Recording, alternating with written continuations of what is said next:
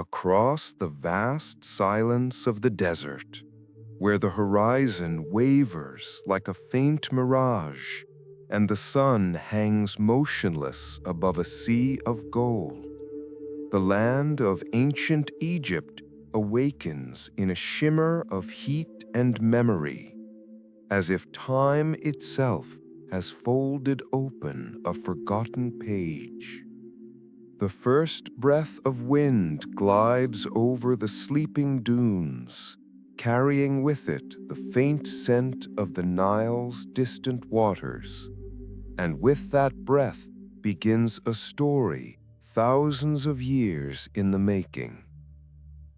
Before the river carved its graceful arc through the valley, before the first stone block was lifted toward the sky, before a single hieroglyph was shaped by a reed pen, this land was nothing but a stretch of untamed wilderness. But as the climate shifted and the rains retreated, a miracle began to take shape. The Nile, fed by distant highlands far beyond the reach of the sun's sun, swelled each year and spilled across the plains in a slow, rhythmic pulse that seemed almost alive, a heartbeat of creation that turned dust into soil and scarcity into abundance. From the earliest settlements, where families wove reeds into baskets and shaped clay into vessels to hold the river's gifts, to the rise of the first small chiefdoms that clustered along the fertile banks, the people who would one day call themselves Egyptians watched the river with reverence and fear. They rose with its coming, harvested by its grace, and rebuilt after its retreat, learning to read the patterns of its flooding as though deciphering the intentions of a divine being. For the Nile was not merely water, it was the boundary between existence and oblivion, a slender thread that bound together the destinies of countless generations. The river became a teacher long before it became a subject of worship, revealing that order can be coaxed from chaos if one understands the rhythms of nature. And so from that understanding grew a worldview shaped by cycles of death and rebirth, of inundation and growth, of the sun's descent into darkness only to rise again renewed. As their settlements expanded into villages, and those villages grew into nomes ruled by local chieftains, the Egyptians began to weave their lives into a fabric of beliefs centered on cosmic balance. Each sunrise marked the triumph of light over the encroaching night, and each flood was a reminder of the delicate harmony between the land and the unpredictable forces that governed it. Yet, even as the people offered prayers to the powers they believed guided the river's course, a quiet transformation was taking place. Communities that had once lived separately began to feel the pull of unification, drawn together by shared needs and common dangers, until the idea of a single ruler emerged, a figure not merely chosen by strength or lineage, but believed to stand at the intersection between humanity and the divine. Thus dawned the age of the first kings, whose names are half lost to dust, but whose legacy pulses like a faint echo beneath later dynasties. Narmer, or perhaps a king who bore another name in an earlier age, united Upper and Lower Egypt, symbolically binding the white crown of the south with the red crown of the north. forging a kingdom vast enough to be compared to the celestial realm. Under his gaze, the Nile became not only a provider, but a highway of power, carrying boats laden with grain, stone, and offerings from one end of the land to the other. The newly formed kingdom embraced the concept of ma'at, order, balance, justice, a principle that would shape Egyptian thought for millennia, influencing everything from architecture to governance, from law to artistry. It became the invisible force ensuring that the sun rose, that the river flooded, and that the pharaoh ruled with righteousness. With the rise of the first dynasty came innovations that transformed Egypt from a collection of settlements into a civilization that would astonish the ages. Craftsmen mastered the art of stone carving, shaping hard diorite and granite with a precision that remains difficult to replicate even with modern tools.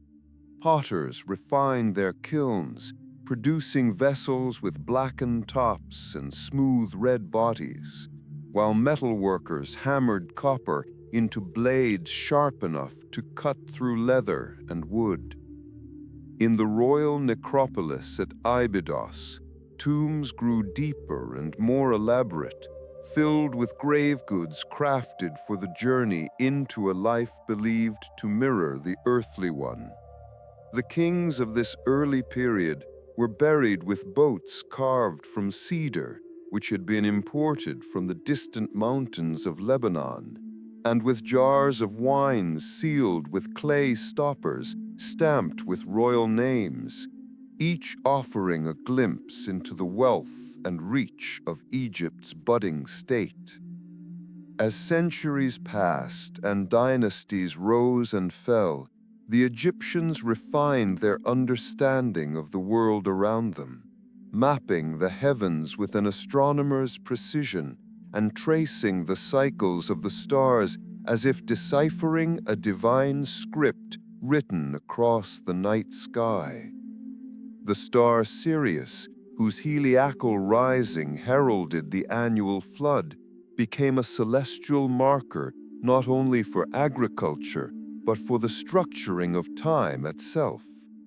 Blessed by this cosmic rhythm, the Egyptians devised a calendar of 365 days, dividing the year into 3 seasons, Aket, Peret, and Shemu, each aligned with the flow of the Nile. This innovation allowed them to coordinate planting, harvest, and ritual with astonishing accuracy, anchoring their society in an orderly progression that resonated with the very essence of Ma'at. The Old Kingdom, often called the Age of the Pyramids, rose from this foundation. It began as a whisper of ambition and grew into an architectural revolution that would alter the landscape forever. When King Djoser commissioned his vizier Imhotep to build a monumental tomb at Saqqara, no one could have foretold how radically the project would redefine Egypt's understanding of engineering.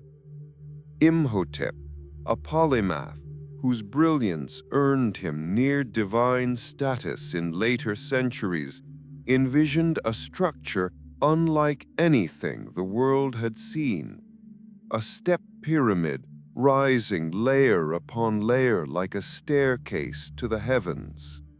This magnificent edifice, constructed from limestone blocks carved with such precision that they locked into place like pieces of a celestial puzzle, stood as a testament to the capabilities of an organized, united state. With Djoser's monument, Egypt declared to the world that it had mastered not only the Nile, but the stone of the earth itself. From this groundbreaking achievement, an era of monumental construction unfolded. Kings of the fourth dynasty, Seneferu, Khufu, Khafre, Menkaure, sought to outdo one another in building tombs that could bridge the temporal and the eternal. Seneferu experimented tirelessly, shaping the Maidum Pyramid, refining the angles of the bent pyramid at Dashur, and ultimately perfecting the smooth-sided red pyramid, whose elegant geometry heralded the design that would define Egypt's greatest wonder. Khufu, inheriting this legacy of experimentation, ordered the construction of the Great Pyramid at Giza, a structure so precisely aligned with the cardinal points and so meticulously engineered that its very presence evokes a sense of cosmic purpose. Inside its limestone mass, hidden corridors lead through chambers whose functions remain subjects of debate even today. While the exterior once gleamed with polished casing stones that reflected the sunlight with blinding brilliance, transforming the pyramid into a beacon visible for miles across the desert. Nearby, Khafre's pyramid rose slightly smaller, but no less grand, accompanied by the enigmatic Sphinx, whose human face and leonine body emerged from a single colossal block of limestone. Whether the Sphinx was carved as a guardian of the plateau or as a manifestation of royal power remains uncertain, yet its unwavering gaze over the sands has endured for more than 4 millennia, silently observing the march of history. Menkaure, the third of the Giza kings, constructed a smaller yet exquisitely finished pyramid, demonstrating that the quest for architectural perfection was not measured solely by size, but by craftsmanship and symbolism. Each of these structures held more than a king's remains. They represented an entire civilization's understanding of mortality, divinity, and permanence. Yet while Egypt's rulers constructed monuments meant to withstand eternity, life beyond palace walls unfolded in a rhythm shaped by the seasons. Farmers tended their fields with wooden plows pulled by oxen, guided irrigation canals with simple yet effective systems of dikes and basins, and harvested barley and emmer wheat that would feed the entire population. Artisans hammered copper tools at workshops that rang with the echo of metal striking stone, carved delicate amulets shaped like scarabs or ankhs, and painted vivid scenes on tomb walls using pigments derived from ochre, malachite, and lapis lazuli. Children played with handmade dolls stuffed with papyrus fibers, while scribes bent over sheets of papyrus, their reed pens tracing hieroglyphic symbols that recorded tax records, religious hymns, and personal letters filled with longing or pride. The scribes were the keepers of knowledge, trained in specialized schools where they memorized signs, practiced composition, and learned to preserve the administrative heartbeat of the state. Religion seeped into every corner of daily life, from the stretching of dough in a baker's workshop to the opening of the temple gates at dawn. The Egyptians believed the world had emerged from a primordial ocean called Nun, from which the first mound of land rose, bearing the creator god Atum. On this mound, creation unfolded. The air god Shu, the moisture goddess Tefnut, the earth god Geb, and the sky goddess Nut, whose arched body formed the heavens. Their children, Osiris, Isis, Seth, and Nephthys, shaped the drama of life, death, and rebirth, influencing human fate and royal duty alike. Osiris became the ruler of the afterlife, a divine king whose story of death and resurrection mirrored the cycles of the Nile. Isis, with her devotion and magical prowess, reassembled her husband's body and conceived Horus, who grew into the falcon-headed god of kingship. Every living pharaoh was seen as the embodiment of Horus, and every deceased pharaoh became an Osiris, continuing the eternal cycle. Temples rose in honor of these deities, each structure meticulously aligned with celestial markers. Priests purified themselves before performing rituals, wearing linen garments washed in natron-rich water and shaving their bodies to ensure spiritual cleanliness. They conducted ceremonies that included offerings of bread, beer, incense, and meat, believing that although the gods did not physically consume the items, their spiritual essence absorbed the spiritual nourishment. The statues of the gods, often hidden within the dark sanctuaries of temples, were cared for as if they were living beings. Priests changed their clothing, anointed them with perfumed oils, and recited hymns accompanied by the rhythmic clatter of sistrums. While religion permeated the lives of all Egyptians, magic, or Heka as they called it, served as a practical tool for navigating the uncertainties of existence. Amulets shaped like the eye of Horus protected against illness. Spells written on ostraka were placed in homes to ward off snakes or malevolent spirits, and healers combined herbal remedies with incantations to treat ailments ranging from broken bones to digestive troubles.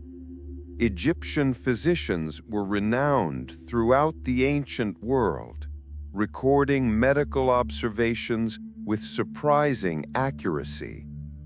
Papyrus texts reveal knowledge of anatomy, surgical techniques to treat wounds, and even early forms of dentistry, including tooth extraction and the application of herbal pastes to ease pain.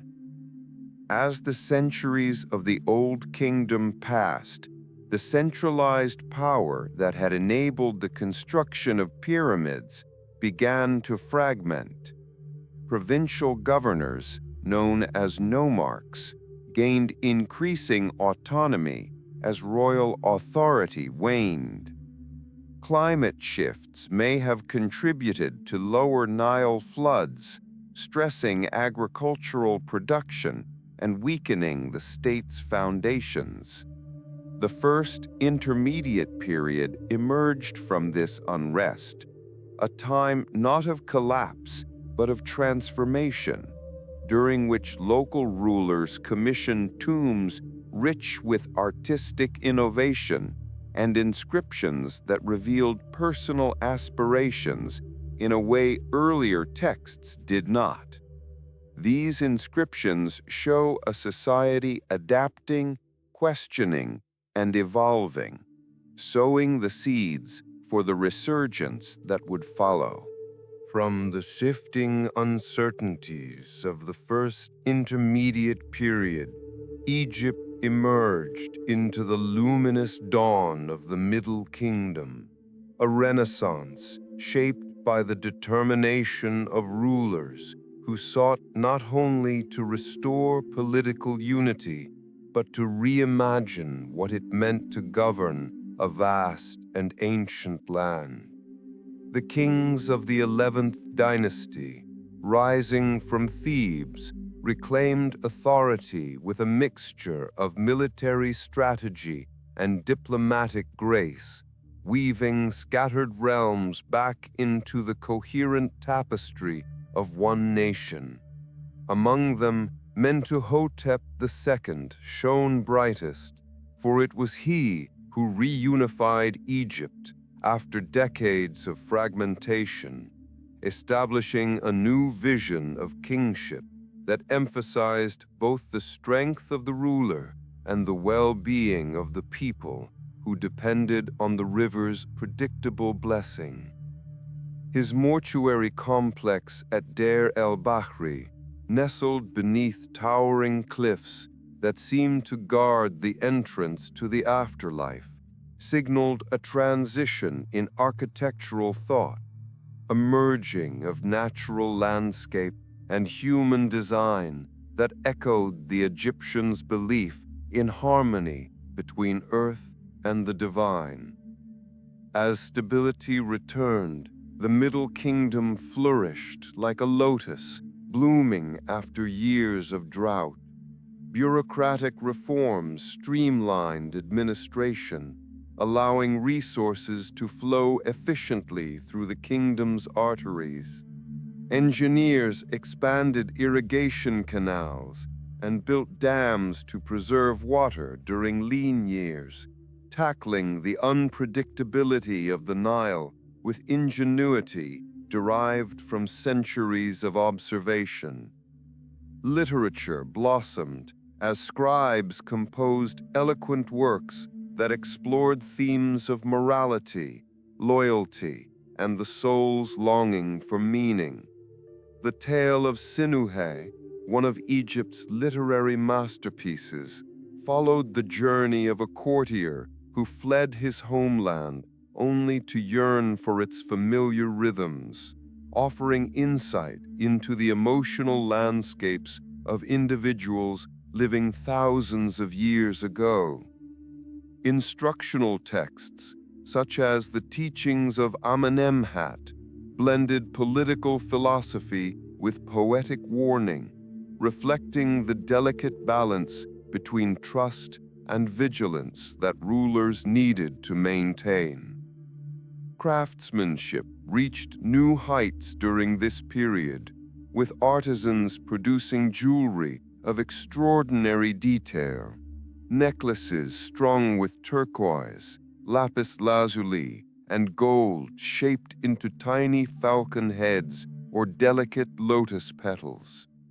Tomb models depicting daily life became common, illustrating scenes of baking, weaving, farming, and boat-making with miniature precision that allows modern historians to reconstruct ancient technologies.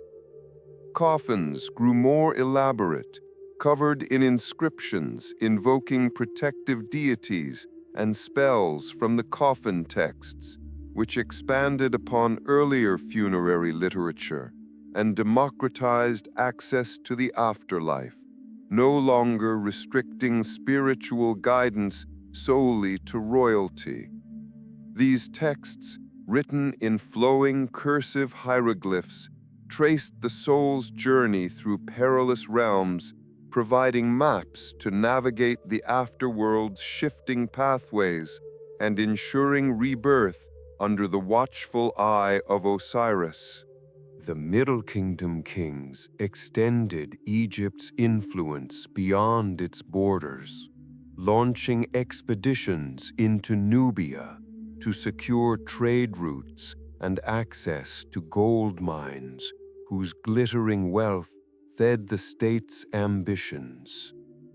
Fortresses such as Buen and Semna rose along the Nile's cataracts, their massive stone walls standing as testament to Egypt's determination to control the southern frontier. Traders ventured across the Red Sea to the land of Punt, bringing back incense, ebony, exotic animals, and resins used in rituals and embalming, while expeditions into the Sinai Peninsula sought turquoise, which artisans transformed into amulets embodying protection and regeneration. Diplomats navigated delicate relationships with neighboring powers, exchanging gifts and letters that reveal a world interconnected by commerce and culture, even in antiquity. Yet even a flourishing kingdom is vulnerable to the whims of time, and as the 12th dynasty waned, the centralized power that had upheld Egypt's prosperity began to erode once more. The arrival of the Hyksos, a foreign group whose origins traced to regions of Western Asia, introduced new technologies into the Nile Valley: the horse-drawn chariot, the composite bow, and advances in metallurgy that would transform Egyptian warfare. Though often portrayed as invaders, the Hyksos likely integrated gradually, their influence growing in the eastern delta until they seized political control and established their capital at Avaris. From there, they governed parts of northern Egypt, contributing to a cultural fusion that blended Near Eastern deities, artistic styles, and military techniques with long-standing Egyptian traditions. While the Hyksos ruled the north, Egyptian dynasties in Thebes continued to hold power in the south, maintaining religious institutions and fostering resilience. It was in this crucible of divided rule that the seeds of the new kingdom were sown. For the Theban rulers, particularly Sekenenre-Tao, Kamose, and eventually Ahmose I, rallied their forces with determination to expel the Hyksos and reunify the land once more. The battles that followed left scars on Egypt's memory. The mummy of Sekenenre-Tao bears traumatic injuries consistent with brutal conflict, a somber reminder of the turbulent struggle that preceded the resurgence of native rule. When Ahmose I finally triumphed, driving out the Hyksos and restoring control over the delta, Egypt entered one of the most dynamic and prosperous eras in its long history. Thus began the New Kingdom, a period that echoed with the resounding footsteps of empire. The pharaohs of the 18th dynasty seized the momentum of reunification and propelled Egypt onto the international stage, implementing military campaigns that stretched its influence from the Levant to the fourth cataract of the Nile. Ahmose's successors, Amenhotep I and Thutmose I, expanded administrative systems, reorganized the army, and established a royal burial tradition in a remote valley west of Thebes, a place that would come to be known as the Valley of the Kings. Hidden among rugged cliffs, this necropolis offered secrecy and protection from tomb robbers who had long plagued the pyramids. Inside these tombs, artists painted intricate scenes depicting the sun god's nightly journey through the underworld, guiding the deceased king toward eternal life in a cycle that mirrored the celestial motions they observed with unwavering devotion.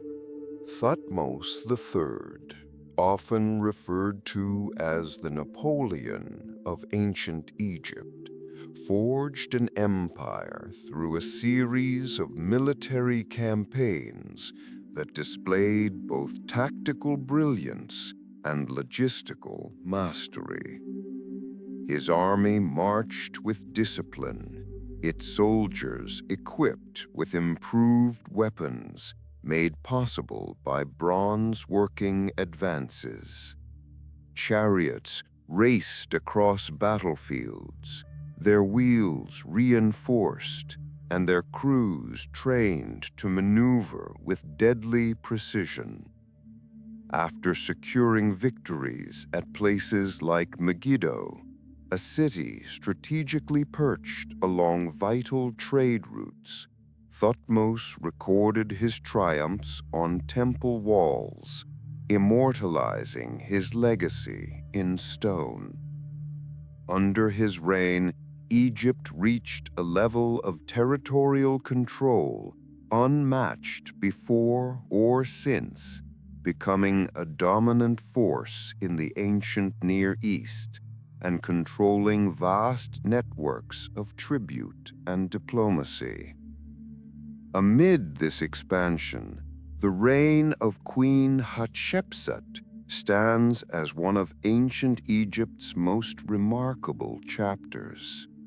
As the royal wife, regent, and ultimately king in her own right, she commanded respect through a combination of political acumen, architectural ambition, and economic revival.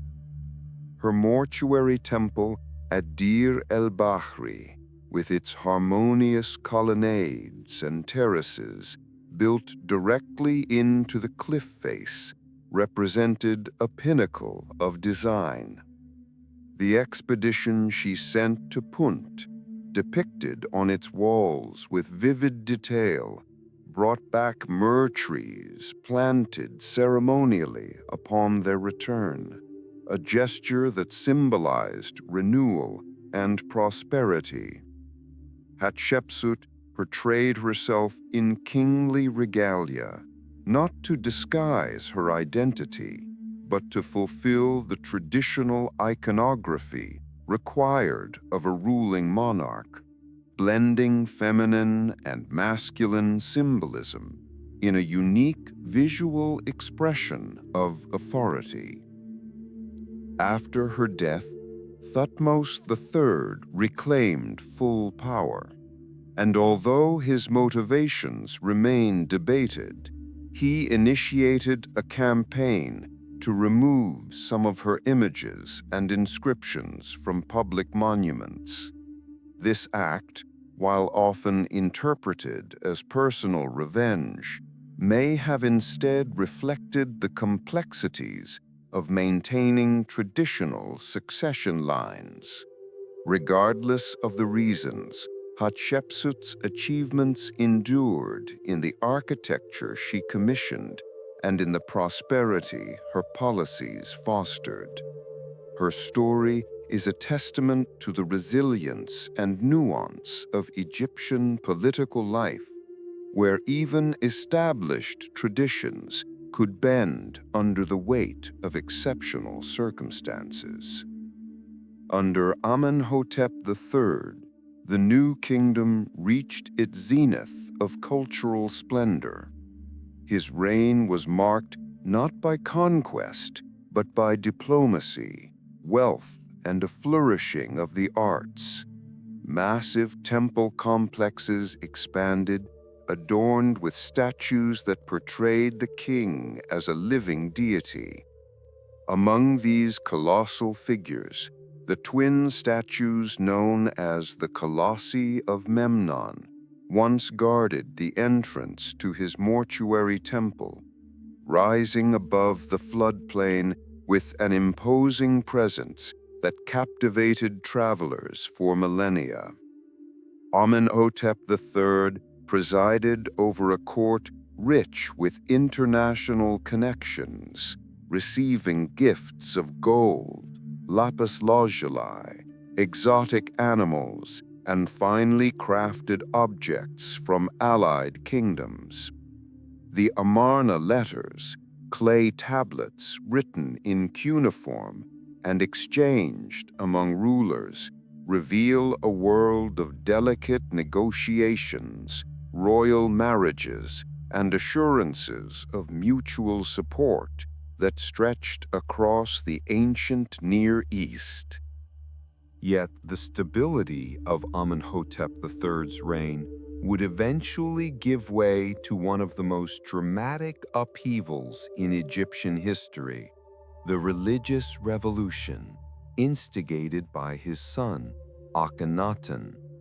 Rejecting decades of traditional worship, Akhenaten elevated the sun disk Aten to supreme status and relocated the royal capital to a new city, Akhetaten, modern-day Amarna, built in a flurry of rapid construction. Artistic conventions shifted swiftly. Figures became elongated, naturalistic, and intimate, depicting the royal family with unprecedented tenderness. Scenes of Akhenaten, Nefertiti, and their daughters basking in the rays of the Aten replaced earlier depictions of ritual solemnity. While this period lasted scarcely a generation, its cultural imprint remained striking, offering a window into the malleability of Egyptian belief and aesthetics. From the luminous yet turbulent reign of Akhenaten, Egypt drifted into a moment of quiet uncertainty, as if the land itself paused to inhale after the rupture of long-held traditions. When the sun-drenched capital of Akhetaten fell silent after the pharaoh's death, its temples left to the mercy of drifting sand and the slow encroachment of time, the nation turned its gaze back toward the familiar sanctuaries of Thebes and Memphis, seeking stability in the embrace of gods whose presence had shaped centuries of life along the river. Into this fragile landscape stepped a young king whose legacy would one day overshadow his brief reign in ways neither he nor his contemporaries could imagine.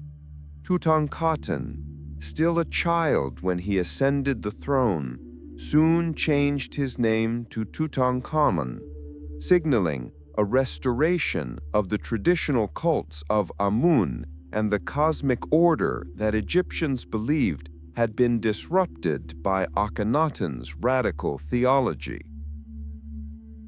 Though his reign lasted scarcely a decade, the boy king oversaw a period of reorientation in which temples reopened, priests resumed long-paused rituals, and artisans re-embraced classical styles. Behind the scenes, powerful advisors such as Ai and Horemheb guided the state, forging alliances, stabilizing resources, and smoothing the transition away from the singular devotion to the Aten. Tutankhamun commissioned statues and stelae celebrating the re-establishment of Ma'at, reinforcing the idea that harmony had been restored. Had his story ended there, he might have been remembered as a transitional but otherwise unremarkable figure. Yet fate, intertwined with the vagaries of tomb robbers and the unusual secrecy surrounding his burial place, preserved his legacy across thousands of years. His tomb, tucked away in the Valley of the Kings in a location that later construction inadvertently concealed, remained largely untouched until its discovery by Howard Carter in 1922. The treasures within, chariots, golden shrines, inlaid furniture, and the iconic gold mask cast an unexpected spotlight on a king whose earthly impact had been modest, transforming him into a symbol of ancient Egypt for the modern world. After Tutankhamun's death, briefly held the throne, his reign transitioning into that of Horemheb, a military commander determined to prevent a repeat of the political turbulence that had marked the Amarna period. Horemheb implemented sweeping administrative reforms, reorganizing the priesthood, curbing corruption, and strengthening legal systems to reinforce royal authority. His efforts laid the foundation for the 19th dynasty, whose kings inherited a state revitalized in both its institutions and its ambitions. Among these rulers, one name towers above the others like an obelisk piercing the desert sky: Ramses the Great. Ramses II ascended the throne with a vision as vast as the horizon, determined to leave a mark that would echo through eternity. He embarked on building projects of breathtaking scale. Temples, statues, and monumental inscriptions proclaiming his deeds rose across the kingdom in a crescendo of stone and artistry. At Abydos, he expanded the temple complex dedicated to Osiris. At Luxor and Karnak, colossal statues and intricately carved columns proclaimed his divine mandate. Yet among these achievements, none rival the awe inspired by the Temple of Abu Simbel, carved into the cliffs above the Nile in Nubia. Its facade, dominated by four colossal seated figures of the king, gazes outward with serene confidence, as if guarding not merely the southern frontier, but the passage of time itself. Within its shadowed halls, reliefs depict Ramses in battle, underscoring both his military prowess and the performative nature of royal imagery in ancient Egypt. The Battle of Kadesh, fought against the Hittite Empire, remains one of the most famous military engagements of the ancient world. Although the outcome was inconclusive, Egyptian inscriptions portray Ramses as a heroic commander who rallied his troops in the face of ambush. These accounts, carved repeatedly across temple walls from Luxor to Abu Simbel, served not only as propaganda, but also as a reflection of Egypt's enduring rivalry with powerful neighbors to the north. Eventually, diplomacy prevailed, and Ramses II signed one of the earliest recorded peace treaties in history with the Hittite king Hattusili III, marking a new era of cooperation sealed by royal marriages and mutual exchanges of goods and letters. While Ramses II dominated the geopolitical stage, daily life continued to pulse with vitality in the towns and villages scattered along the Nile. One of the most illuminating windows into ordinary existence comes from Deir el-Medina, a settlement of skilled artisans responsible for constructing and decorating the royal tombs in the Valley of the Kings. Their records, preserved on ostraca and papyri, reveal the intimate textures of life: disputes over borrowed tools, love letters penned in graceful hieratic script, lists of supplies needed for festivals, and even humorous tales shared among colleagues. These documents capture the human dimension that monumental inscriptions often obscure, reminding us that behind the grandeur of pharaonic rule were individuals with hopes, frustrations, humor, and devotion. The workers at Deir el-Medina demonstrated extraordinary craftsmanship, painting scenes of the afterlife with colors that have endured thousands of years. Their knowledge of pigment sources, brush techniques, and narrative composition enabled them to create murals that guided the deceased through the realms of night. Magical texts, such as the Book of the Dead, elaborated during the New Kingdom, provided spells and instructions to overcome the challenges awaiting the soul. Each vignette, whether depicting the weighing of the heart before Osiris or protective guardians warding off serpents and demons, reflected a worldview saturated with symbolism, where the journey after death mirrored both the cosmic cycle and the human desire for renewal. After Ramesses II, Egypt continued under the leadership of his numerous descendants, many of whom adopted his name in an effort to evoke the power and legitimacy of his reign. Yet over time, the empire's strength began to wane. External pressures from the Sea Peoples, shifting trade routes, and the growing influence of rival states strained Egypt's resources.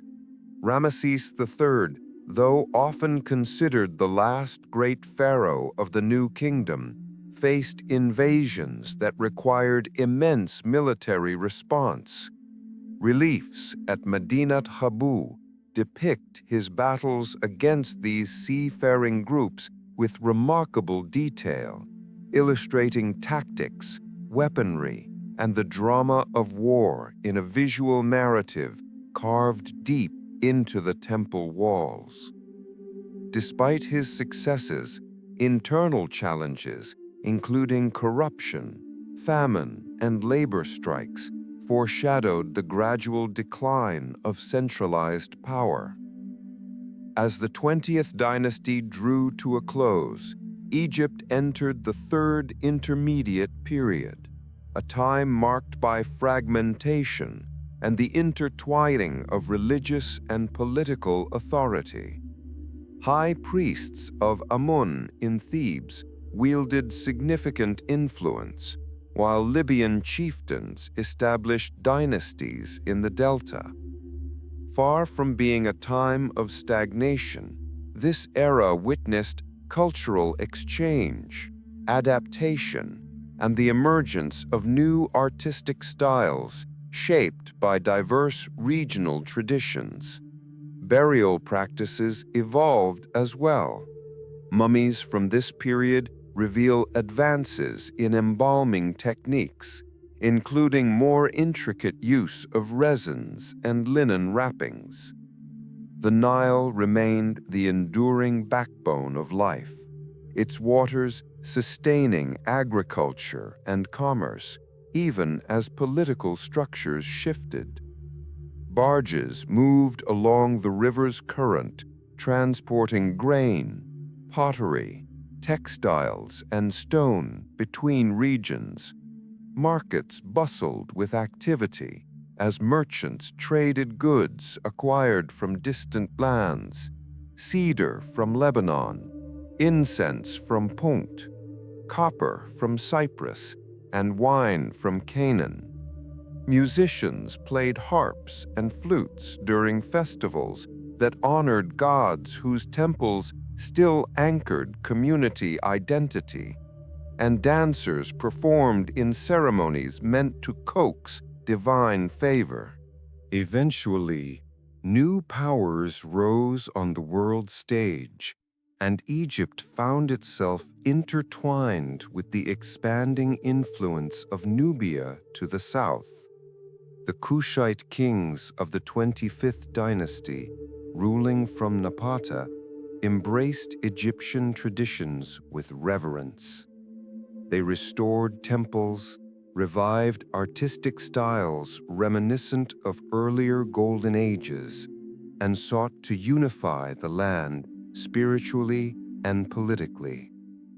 Their reign underscored the deep connections between Egypt and Nubia, whose histories had long intertwined through trade, warfare, and cultural exchange. Yet even as they revitalized aspects of older traditions, external forces approached from the Near East. Assyrian armies, armed with iron weapons and formidable siege tactics, clashed with Egyptian and Kushite forces, eventually imposing their will on parts of the kingdom. Though Assyrian control was temporary, it signaled the increasing vulnerability of Egypt to outside powers. Soon after, the Scythe kings of the 26th dynasty restored a measure of independence, fostering a renaissance marked by archaism, a deliberate revival of Old Kingdom and Middle Kingdom aesthetics that echoed a longing for the grandeur of the past. Trade flourished once more, and Greek mercenaries served in the Egyptian army, foreshadowing deeper interactions yet to come. As Egypt entered the late period, the currents of the Mediterranean world began to swirl more forcefully around its borders, drawing the ancient kingdom into a web of alliances, rivalries, and cultural exchanges that would reshape its destiny. The Scythe kings of the 26th dynasty, ruling from their capital at Sais in the western delta, sought to reclaim Egypt's former grandeur by looking both inward toward the monumental legacy of earlier ages and outward toward the bustling trade routes that connected Africa, Asia, and the blossoming Greek world. Their reign marked an era of intellectual fervor, where scribes meticulously copied ancient texts to preserve knowledge threatened by the shifting tide of foreign powers, and scholars engaged in mathematical and astronomical studies that would influence Greek thinkers in generations to come. Temples were renovated with careful attention to earlier styles, as if the stone itself could reawaken the past and remind the world of Egypt's enduring spirit. Under the Scythe kings, Greek merchants settled in trading posts such as Naucratis, where cultures mingled in markets fragrant with incense and alive with the chatter of multiple tongues. Pottery painted with scenes of Greek myth found its way into Egyptian households, while Egyptian faience and papyrus traveled across the sea to Greek port cities. Mercenaries from the Aegean joined Egyptian forces, their armor gleaming beneath the desert sun as they marched alongside native troops. The fusion of ideas, techniques, and stories created a vibrant cosmopolitan atmosphere. Yet this flowering of cultural exchange occurred under the shadow of growing imperial forces from the east. The rising power of Persia cast an increasingly long silhouette across the Near East, and soon Cyrus the Great and his successors looked toward the fertile valley of the Nile. Cambyses II launched the Persian conquest of Egypt in 525 BCE, defeating the last Scythe king, Psamtik III, and incorporating the kingdom into the vast Achaemenid Empire. For the first time, Egypt became a province under foreign rule, its pharaoh replaced by a Persian king who governed from afar but relied on Egyptian administrators and priests to maintain daily functions. Although this transition marked a profound shift in political identity, life along the Nile continued with remarkable continuity. Temples remained hubs of ritual activity. Scribes continued to record tax collections and legal matters. And farmers still measured the rising floodwaters with nilometers, whose ancient markings traced the river's moods across centuries. Persian rule fluctuated between tolerance and tension. Some kings respected Egyptian customs, offering sacrifices to local deities and supporting temple construction, while others imposed heavier burdens, sparking revolts led by Egyptian nobles. These rebellions were rooted not only in political ambition, but also in a deep cultural conviction that Egypt's prosperity depended upon a pharaoh who upheld Ma'at, a role outsiders could never fully embody. Despite moments of turbulence, the Persian period connected Egypt to a sprawling commercial network stretching from the Mediterranean to the Indus Valley, accelerating the movement of goods, technologies, and ideas. As Persia confronted the expanding power of Macedon, Egypt again found itself at a crossroads. When Alexander the Great swept into the Near East, conquering territories with an audacity that astonished his contemporaries, the Persian Empire began to crumble beneath the weight of his ambition. In 332 BCE, Alexander entered Egypt not as a conqueror in the eyes of the local population, but as a liberator, welcomed with open gates by a people weary of Persian rule. At Memphis, priests crowned him pharaoh, acknowledging him as the rightful intermediary between gods and men. Eager to anchor his legacy in this ancient land, Alexander journeyed westward to the Siwa oasis, seeking validation from the oracle of Amun. According to tradition, the oracle declared him the son of the god, intertwining his destiny with the divine lineage of Egyptian kings. Alexander founded a new city on the Mediterranean coast, Alexandria, envisioning it as a beacon of culture, commerce, and intellectual exchange. Designed with broad streets and a bustling harbor, the city quickly grew into a crossroads of the ancient world. After Alexander's untimely death, his empire fractured, and Egypt fell into the hands of one of his generals, Ptolemy, who founded a dynasty that would rule for nearly 3 centuries. The Ptolemies embraced many Egyptian traditions while weaving their own Greek heritage into the fabric of the kingdom, producing a hybrid culture that blended languages, religions, and political systems. Under Ptolemaic rule, Alexandria blossomed into a center of learning unparalleled in antiquity. The great library, though shrouded in the mists of legend, stood as a testament to humanity's hunger for knowledge. Scholars from across the Mediterranean studied mathematics, astronomy, medicine, geography, and linguistics, their work shaping intellectual traditions that would echo through millennia.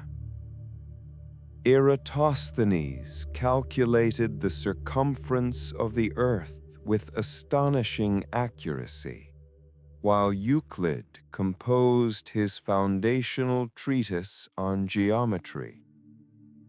Physicians at the Mauseon conducted anatomical research, making advances in understanding the human body that would not be matched for centuries.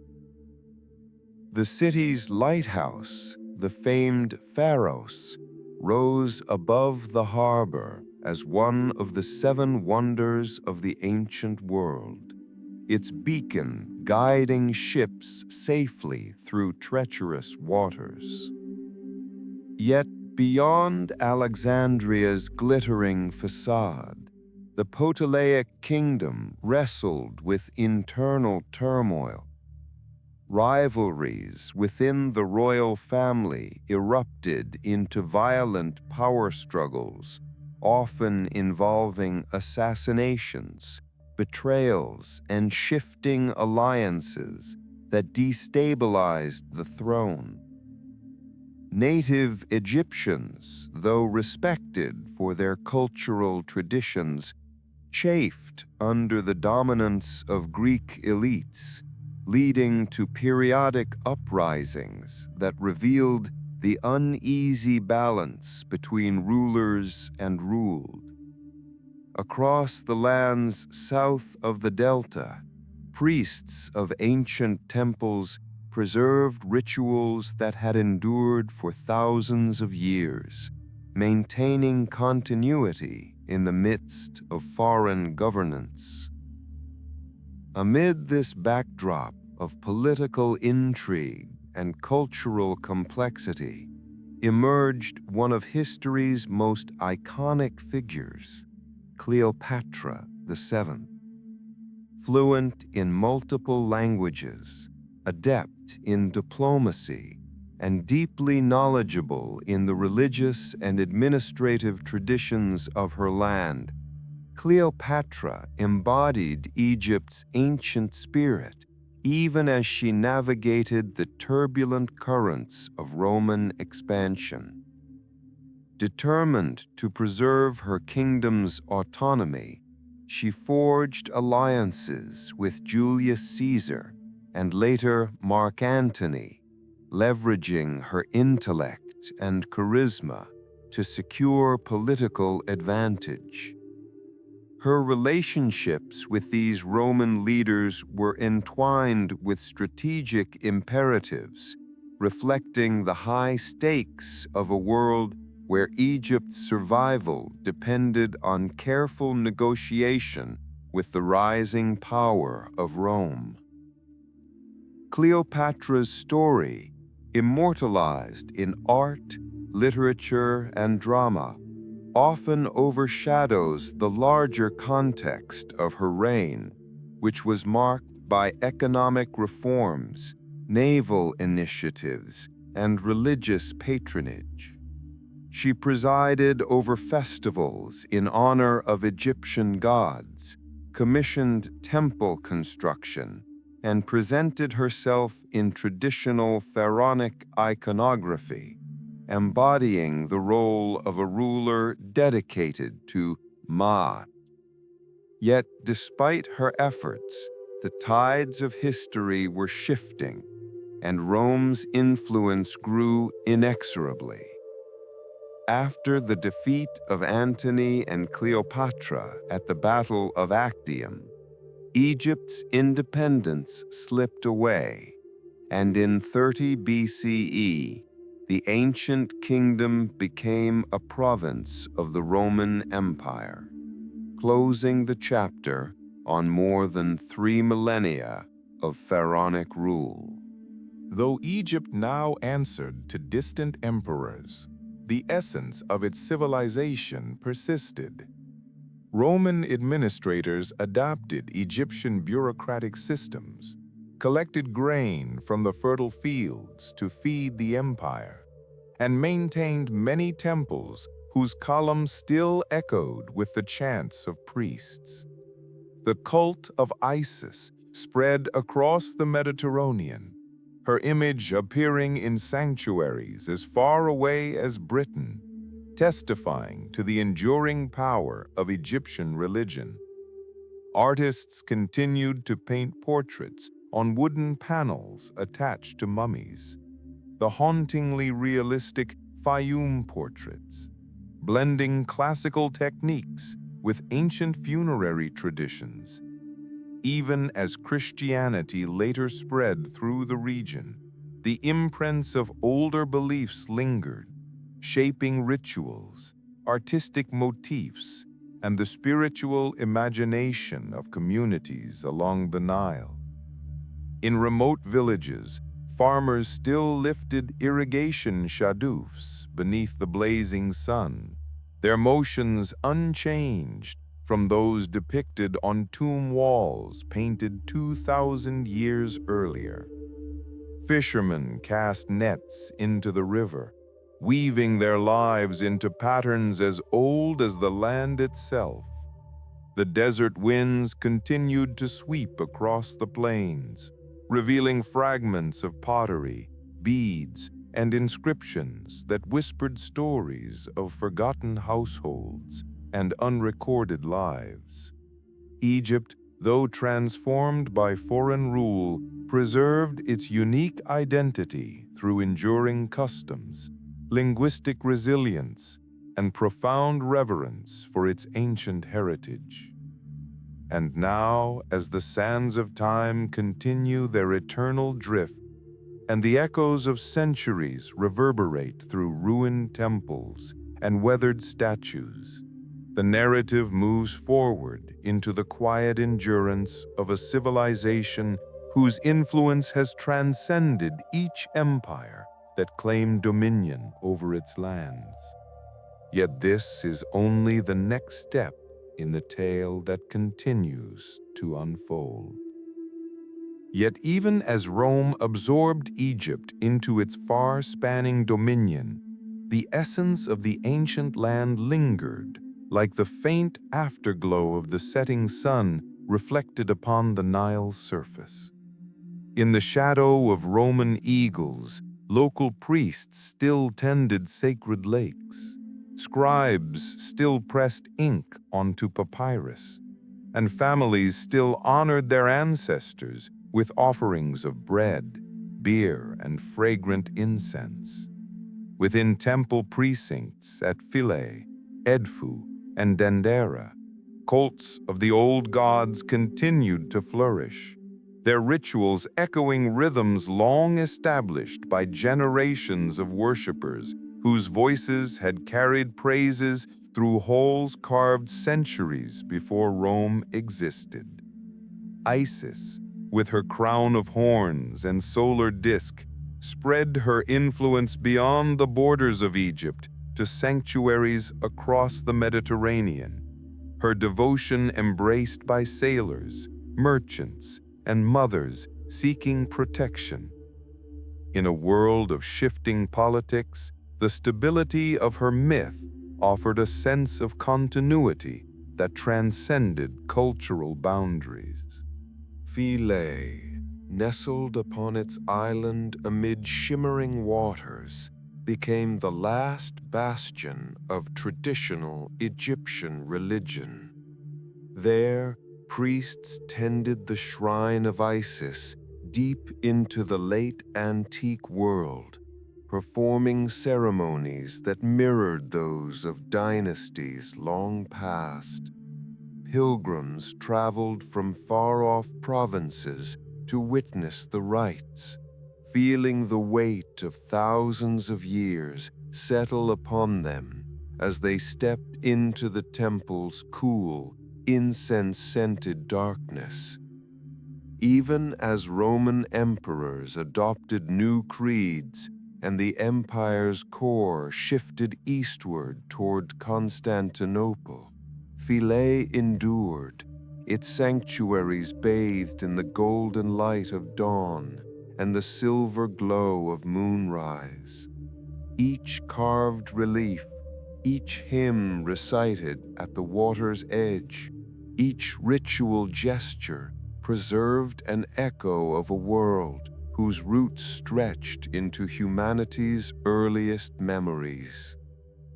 As Christianity spread through Egypt, monastic communities blossomed in the deserts of the east and west, where hermits sought solitude amid landscapes once traversed by priests and pharaohs.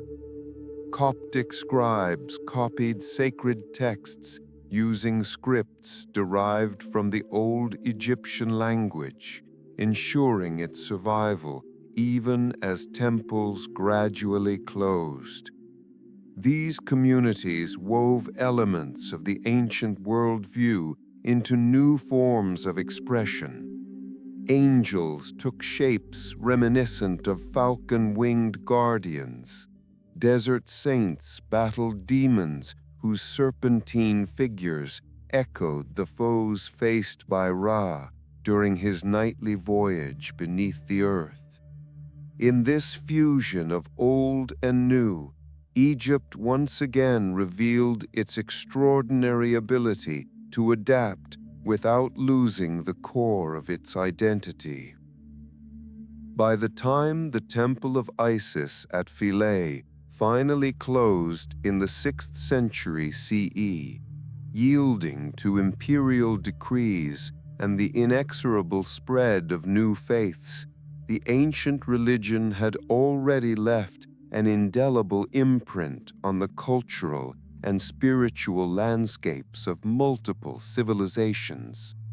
The stories of Osiris and Isis, the rituals of rebirth, the belief in moral judgment after death, and the imagery of winged protectors and sacred rites seeped into traditions far beyond the Nile Valley. Even as priests performed their final ceremonies, the stones of the temple held fast to their memories, storing them within walls that would one day stir the imagination of archaeologists, travelers, and dreamers seeking communion with the distant past. Centuries drifted like wind-borne sand, and Egypt found itself under the banners of new empires, Byzantine, Arab, Ottoman, each adding its own layer to the land's tapestry. The Arab conquest in the 7th century brought a new language that gradually interlaced with the remnants of ancient speech. Yet beneath the evolving phonetics lay echoes of millennia-old sounds. Place names whispered the past, and Coptic liturgies preserved inflections inherited from hieroglyphic texts recited in temple courts. The Nile continued to rise and fall, its cycle unbroken, nourishing fields of wheat and barley that sustained villages perched along its banks.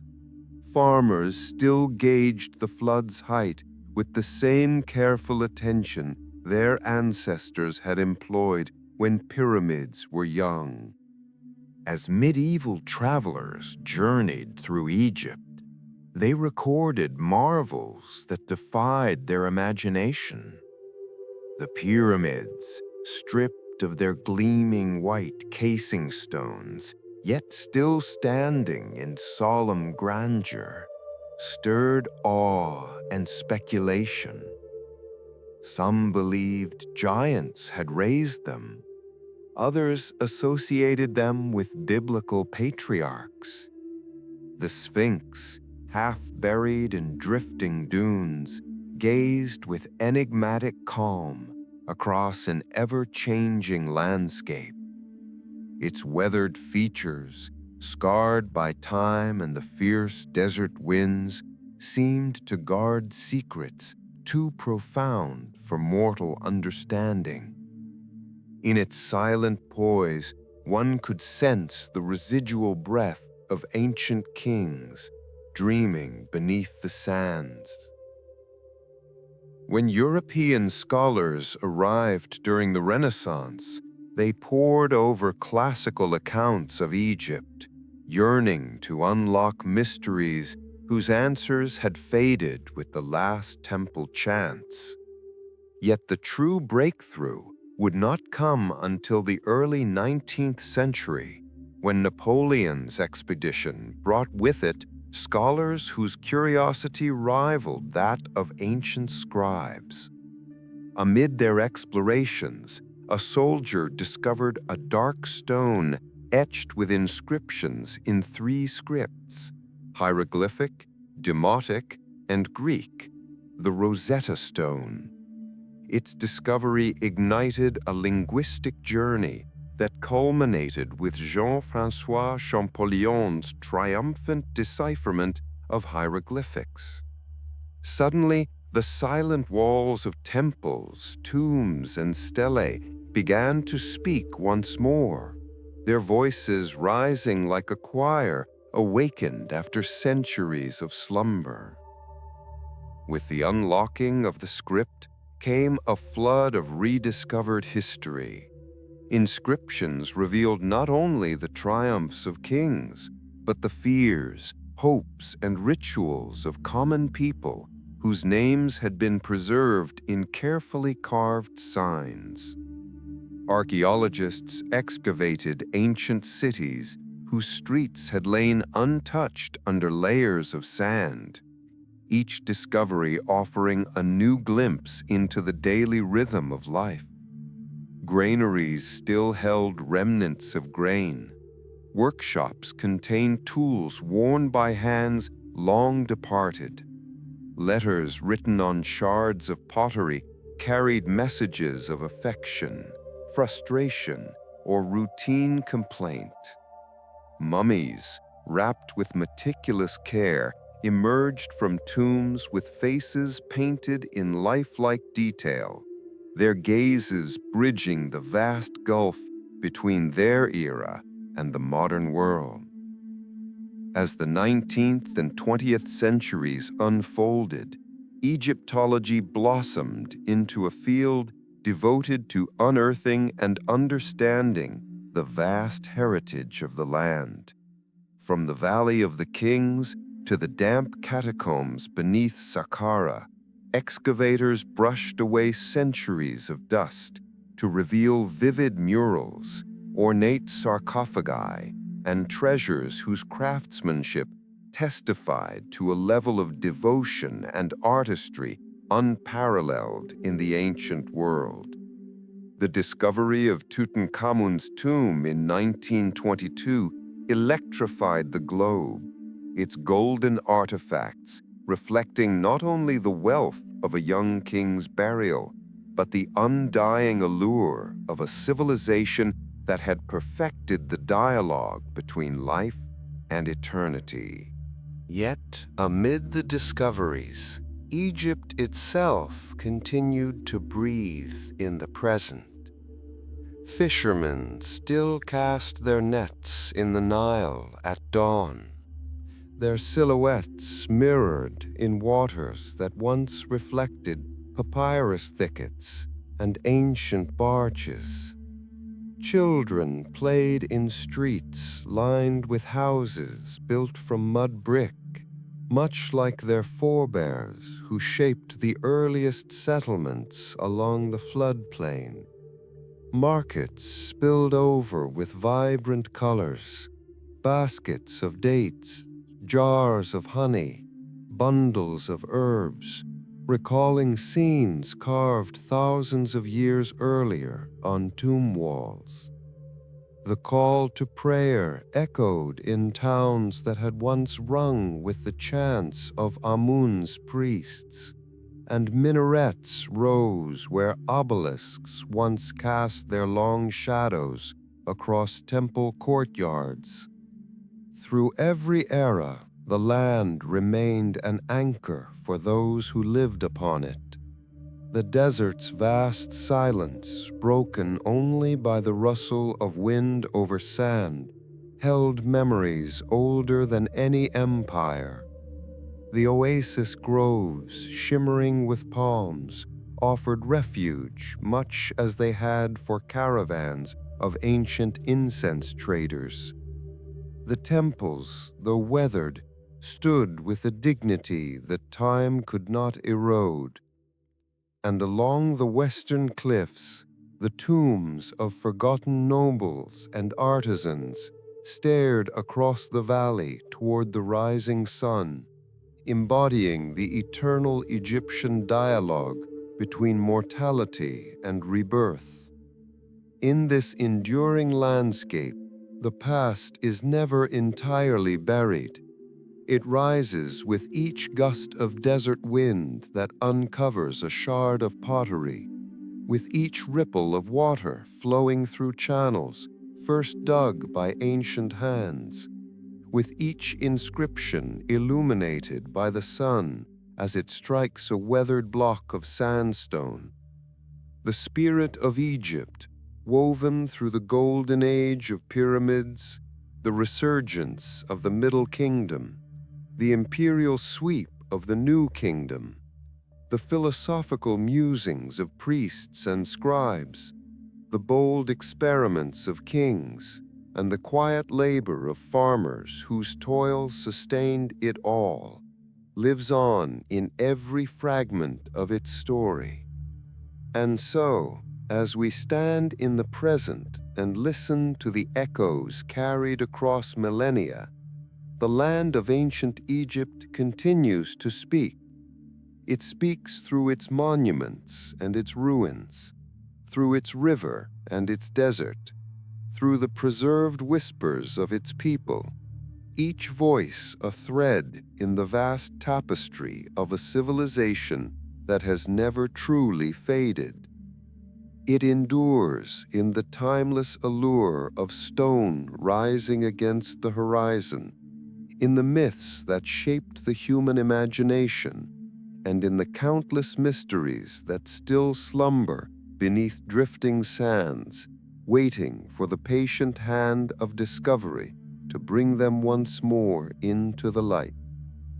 Here, in the quiet after the century's final gust, the tale of ancient Egypt settles, not as an ending, but as the lingering resonance of a story too expansive, too intricate, and too enduring ever to close completely.